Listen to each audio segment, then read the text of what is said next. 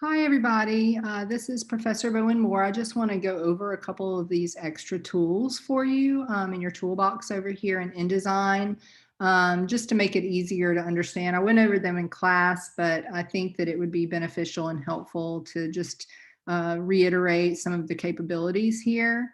So the first one is the information about the line tool. So the line tool, obviously you can click and drag out a line, any line, you can go at any angle, and you can create a line, and it'll be considered a stroke or an outline. You're not going to have a fill option there. And obviously you can make it thicker or thinner and what have you.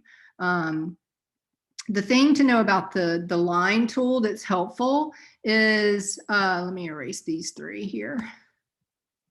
Starting to look like an Eddie Van Halen guitar. You can see this line is not perfectly straight. You can tell by the bounding box how it's kind of to the bottom of it over here, and over here it's kind of coming to the top.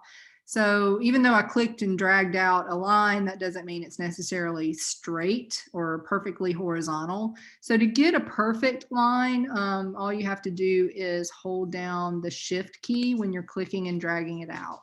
So if I do that, now I have a perfectly horizontal 180-degree line here. If I go vertical, it's perfectly straight if I hold down the Shift key. And if I go diagonal holding the Shift key, it's going to automatically go at a 45-degree angle. So it's going to work when I hold the Shift key. It's not only going to be straight, it's also going to work in increments of 90 degrees. So that's the helpful thing to know about the line tool. The other tool that I wanted to clarify and go over is the pen tool. So I'm going to go through each of these. So the regular pen tool is just a freehand drawing tool.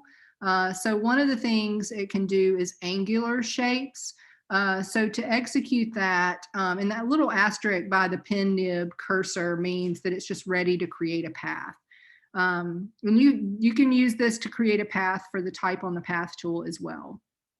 But the pen tool, to create an angular line or shape, all you have to do, and I'm using a trackpad, you can use a mouse to do this, but I'm going to click and then let go and then just move my cursor wherever I want it to go and then click again. And it's automatically going to connect a line to those anchor points where I am clicking. So if I go over here and I click again, and I go over here and I click again, it's going to constantly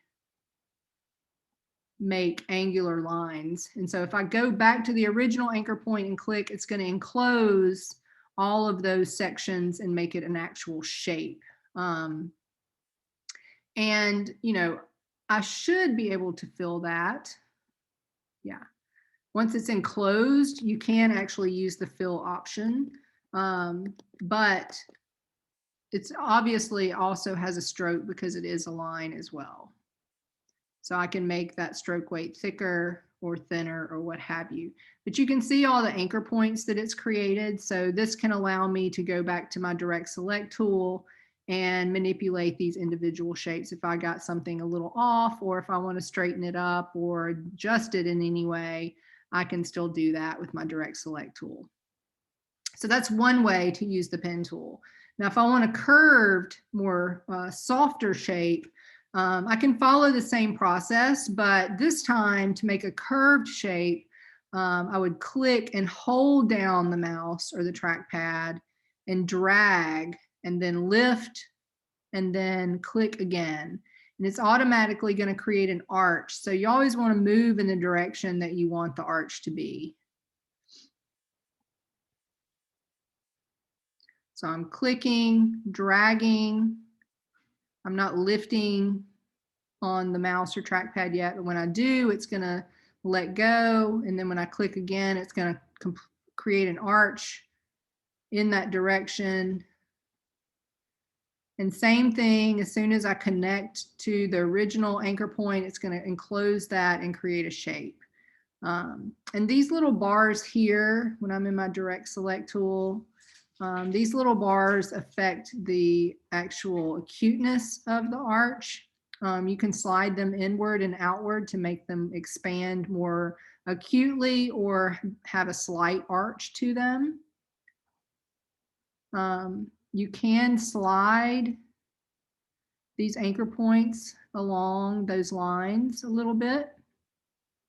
So this is a harder way of creating a circle for sure.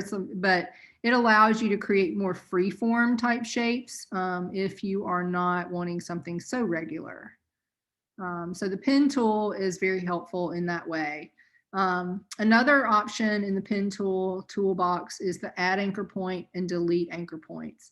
So these have, are useful even when you're using the object shape like rectangle, ellipse, or polygon. So I could, if I wanted to make a triangle, I could create a rectangle and then use my delete anchor point tool to delete one of these anchor points. And then I have a triangle to work with. You can always use your pen tool regularly to draw out one, or you can just manipulate and kind of create your own this way. So there's multiple ways you can manipulate these shapes. The curvature and add anchor point is the same thing. If I'm working with the shape and I want to add an anchor point along any line, I can just go to the add anchor point and go to that shape or line and just click along that line where I want to add the anchor point. So sometimes drawing makes that helpful. And your shortcuts for the add and delete anchor point are the plus and the minus keys on your keyboard.